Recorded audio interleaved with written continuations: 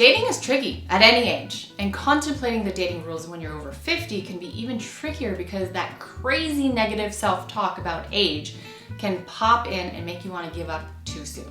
But don't, because there are plenty of fish in the sea, and it turns out in 2020, about 15 million older adults were single. In this video, to help you get out there in the dating world with confidence, I'll share the do's and don'ts of dating over 50.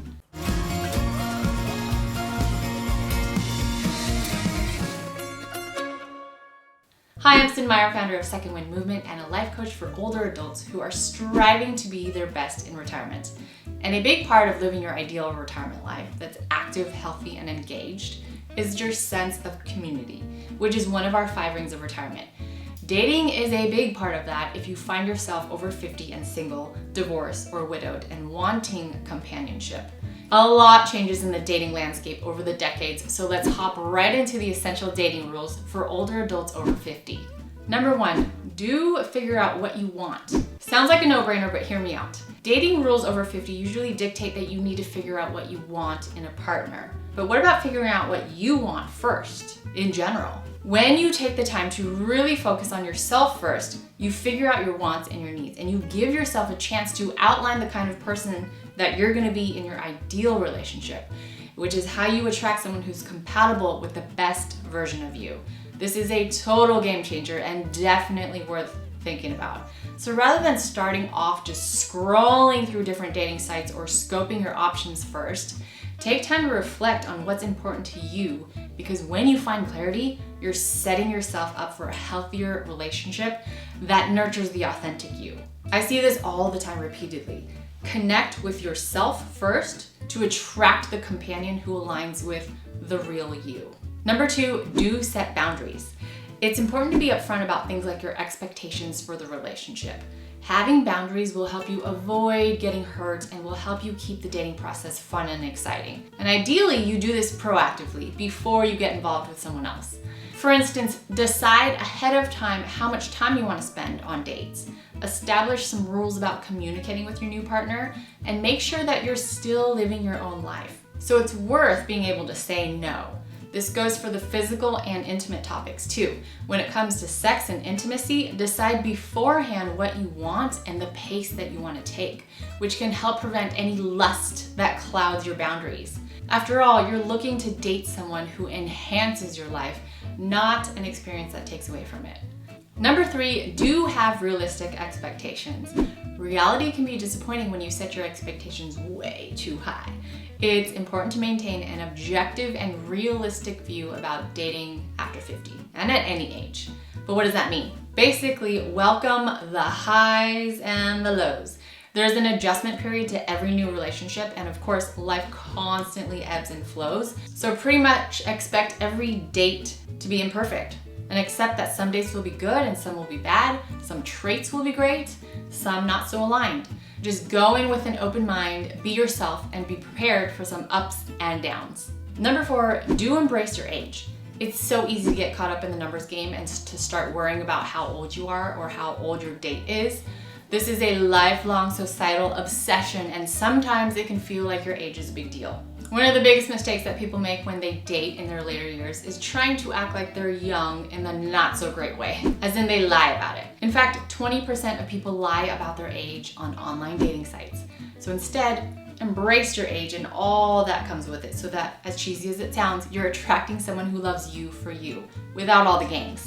Plus, when you play the comparison game, it can be detrimental to your self-esteem and your well-being, and even steal away your joy. So whether it's comparing yourself to who you used to be, or comparing your potential partner to someone else, focus again on your authentic self in the present moment. This is how you give yourself a chance to feel confident and happy in your own skin, which can only attract and pull in a better match for you. Along the same vein, number 5 is to be honest. When it comes to dating, honesty is always the best policy. Studies show that people tend to fall for those similar to themselves, so you may as well present yourself authentically from the beginning and honestly, because the person you date will eventually find out anyway, and it's better to establish trust from the beginning. In the end, it's not about winning a popularity contest or forcing yourself to be with someone to avoid fears of being alone.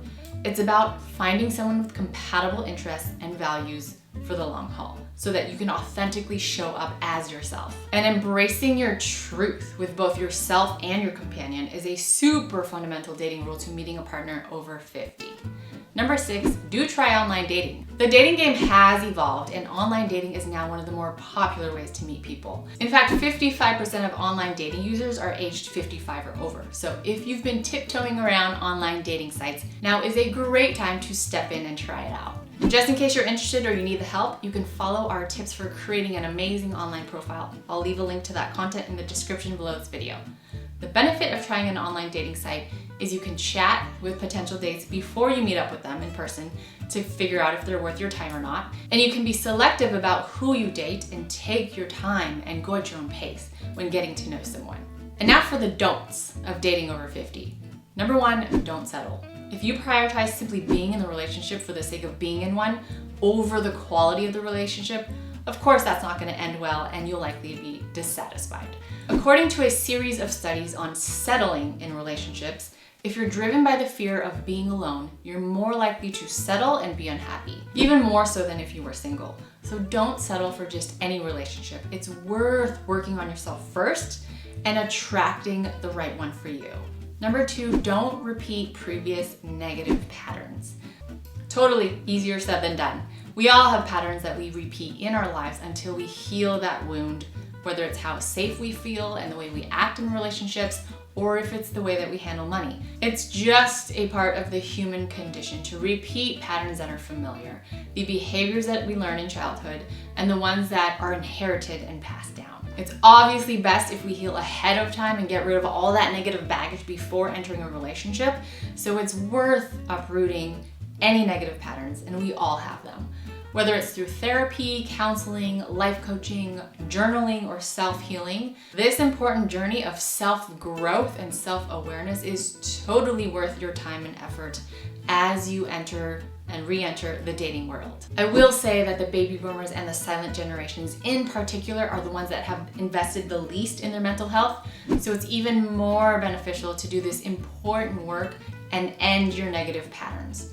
No matter your age, you can heal and you can create healthier patterns and hence relationship patterns. So it's even more beneficial to do this important work and to end your negative patterns. No matter your age, you can heal and create healthier patterns and hence relationship patterns.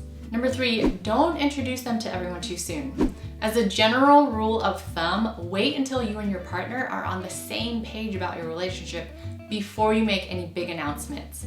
This way, you don't put too much pressure on yourself or the relationship, and you can take things at a pace that feels right to you, where you're growing an authentic bond, and then you can let the introductions evolve naturally.